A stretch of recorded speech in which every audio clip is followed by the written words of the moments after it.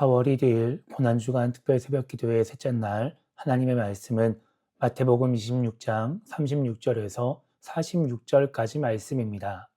이에 예수께서 제자들과 함께 겟세마네라 하는 곳에 이르러 제자들에게 이르시되 내가 저기 가서 기도할 동안에 너희는 여기 앉아 있으라 하시고 베드로와 세베대의 두 아들을 데리고 가실새 고민하고 슬퍼하사 이에 말씀하시되 내 마음이 매우 고민하여 죽게 되었으니 너희는 여기 머물러 나와 함께 깨어 있으라 하시고 조금 나아가사 얼굴을 땅에 대시고 엎드려 기도하여 이르시되 내 아버지여 만일 할만하시거든 이 잔을 내게서 지나가게 하옵소서.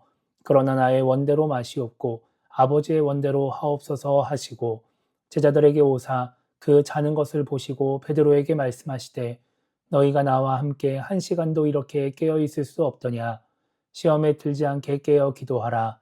마음에는 원이로되 육신이 약하도다 하시고 다시 두 번째 나아가 기도하여 이르시되 내 아버지여 만일 내가 마시지 않고는 이 잔이 내게서 지나갈 수 없거든 아버지의 원대로 되기를 원하나이다 하시고 다시 오사 보신즉 그들이 자니 이는 그들의 눈이 피곤함 일러라.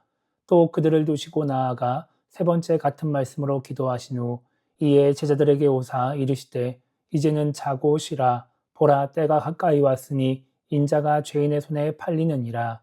일어나라 함께 가자. 보라 나를 파는 자가 가까이 왔느니라. 아멘. 오늘은 고난주간 셋째 날입니다. 어제 우리는 예수님처럼 스스로 낮아져야 섬기는 사람이 될 수 있다는 말씀을 생각해 봤습니다. 오늘 우리가 생각해 봐야 하는 것은 예수님의 순종입니다. 하나님을 믿는 자로서 하나님의 말씀대로 살아가야 하는 우리 인간에게 가장 중요한 것이 바로 순종입니다.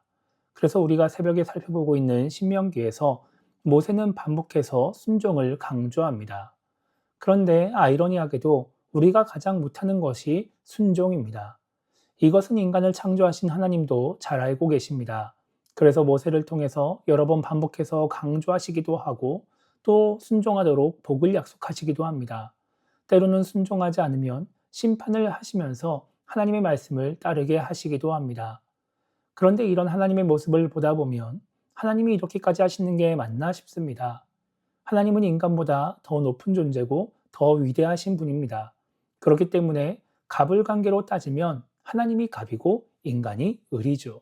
그런데 하나님의 말씀을 따르는 것에 있어서는 인간이 갑이고 하나님이 을처럼 보입니다. 하나님이 신이시고 갑의 존재라면 그냥 명령하시면 됩니다. 그리고 그 명령대로 하지 않으면 단호하게 심판해서 멸망을 시키든지 고통을 겪게 해서 사람들이 하나님을 두려워하게 하고 하나님의 말씀을 따르게 하면 됩니다. 하나님이 갑이기 때문에 이렇게 하신다고 해서 인간이 어떻게 할 수는 없습니다. 그런데 하나님은 이렇게 하지 않으십니다.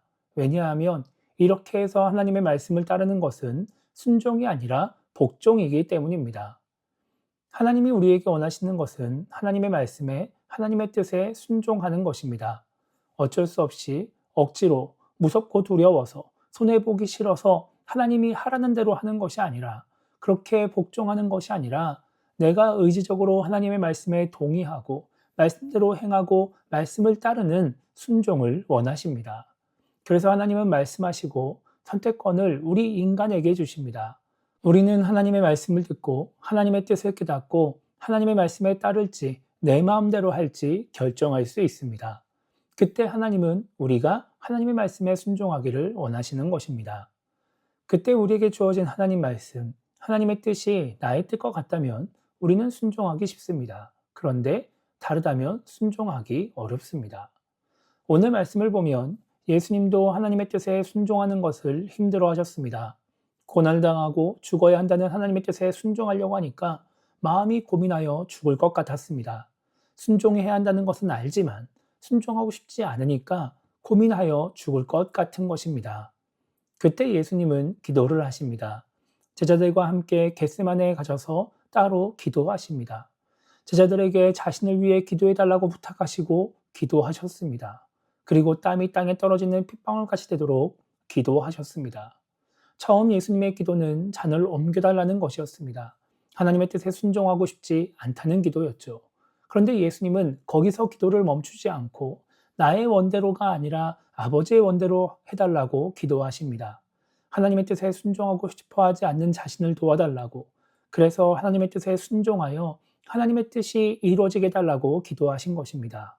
그래서 예수님은 그 기도로 인해서 하나님의 뜻에 순종하시게 됩니다. 많은 신앙인들이 하나님의 말씀에 순종하지 않습니다. 하나님의 뜻에 순종하지 않습니다. 아무리 말씀을 듣고 하나님의 뜻을 깨달아도 순종하지 않습니다.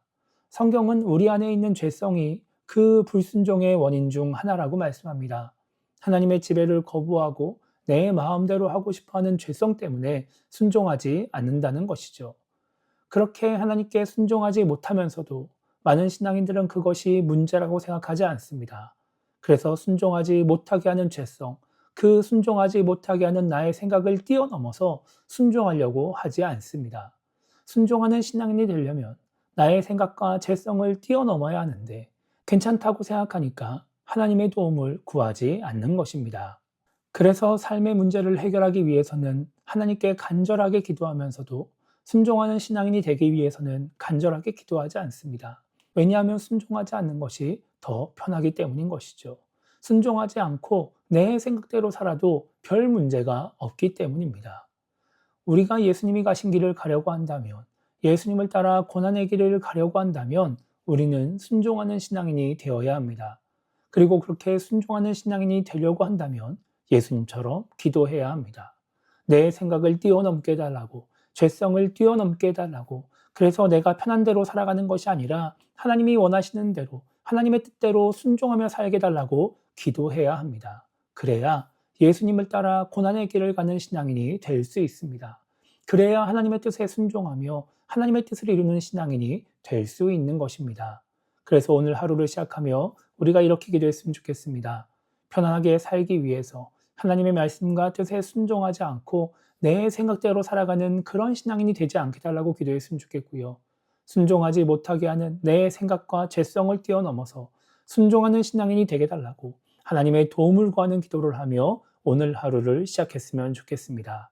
그래서 예수님이 기도를 통해 하나님의 뜻에 순종하며 고난의 길을 가신 것처럼 우리도 기도를 통해 하나님의 뜻에 순종하며 고난의 길을 따라가는 그런 신앙인이 되기를 주님의 이름으로 축복합니다.